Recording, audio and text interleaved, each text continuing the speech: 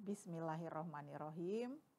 Pemirsa sekalian dimanapun berada, Assalamualaikum warahmatullahi wabarakatuh. Pada kesempatan kali ini, saya Barbara Gunawan, dosen akuntansi Universitas Muhammadiyah Yogyakarta, akan menyampaikan materi mata kuliah akuntansi biaya dengan topik konsep biaya dan klasifikasi biaya.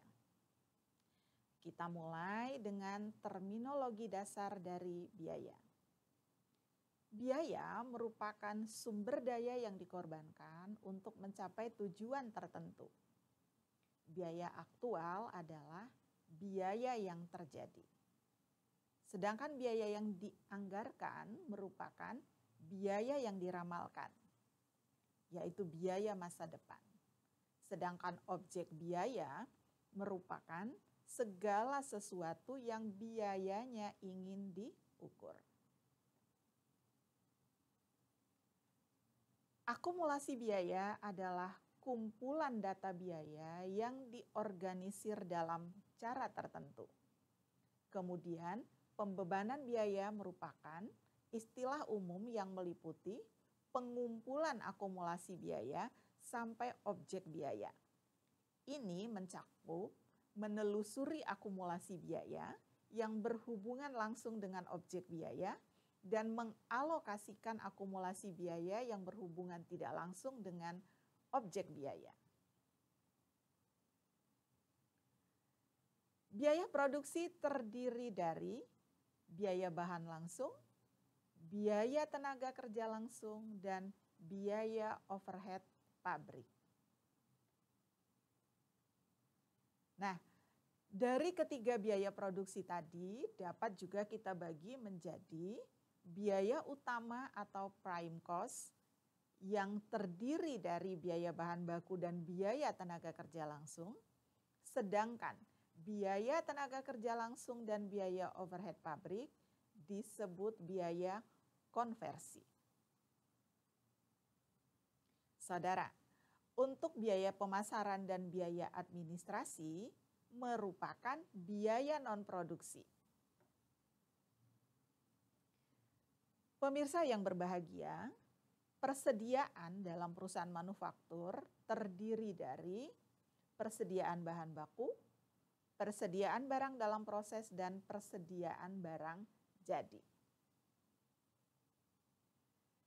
Jika biaya diklasifikasi berdasarkan pola perilakunya, maka ada biaya tetap, yaitu biaya yang dikeluarkan oleh suatu perusahaan dalam kondisi konstan maupun umumnya selalu tidak berubah, meskipun mengalami peningkatan atau penurunan jumlah barang dan jasa yang dihasilkan.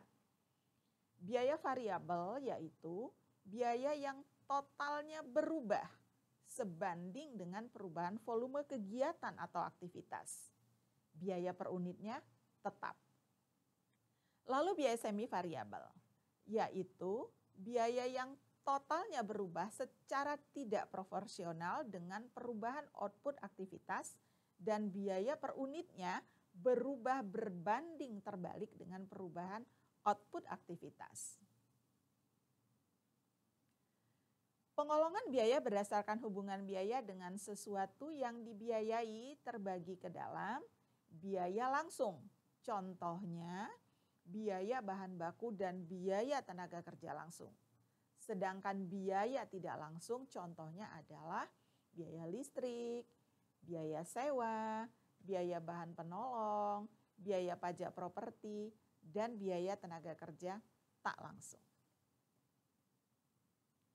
Saudara sekalian, lalu apa saja faktor yang memengaruhi pengelompokan biaya langsung dan tak langsung?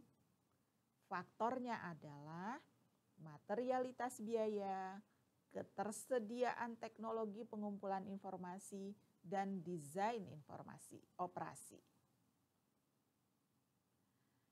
Nah, differential cost disebut juga relevant cost atau incremental cost. Differential cost adalah perbedaan biaya antara dua alternatif.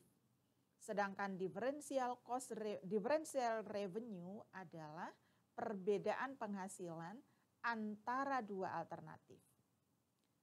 Opportunity cost adalah manfaat potensial yang hilang atau dikorbankan karena adanya keputusan untuk memilih satu alternatif yang lebih menguntungkan. Sunk cost adalah biaya yang dalam situasi tertentu tidak dapat diperoleh kembali. Pengeluaran yang telah dilakukan pada masa lalu semuanya tidak dapat diperoleh kembali. Saudara sekalian, terdapat 3 jenis perusahaan, yaitu perusahaan sektor manufaktur yang membuat dan menjual produk mereka sendiri, perusahaan sektor perdagangan yang membeli dan menjual kembali produk, serta perusahaan sektor jasa. Biaya juga dapat dikelompokkan menjadi biaya persediaan dan biaya periode. Biaya persediaan merupakan biaya-biaya manufaktur yang produk yang dikapitalisasi sebagai aset atau persediaan sampai barang-barang terjual dan ditransfer ke biaya barang terjual. Sedangkan biaya periode tidak punya nilai masa depan dan diperhitungkan sebagai beban. Pemirsa sekalian, demikian materi yang dapat saya sampaikan pada kesempatan kali ini. Pendalaman materi bisa saudara peroleh dengan cara membaca buku-buku referensi. Semoga materi yang saya sampaikan dapat dipahami dan bermanfaat. Sekian, terima kasih. Wassalamualaikum warahmatullahi wabarakatuh.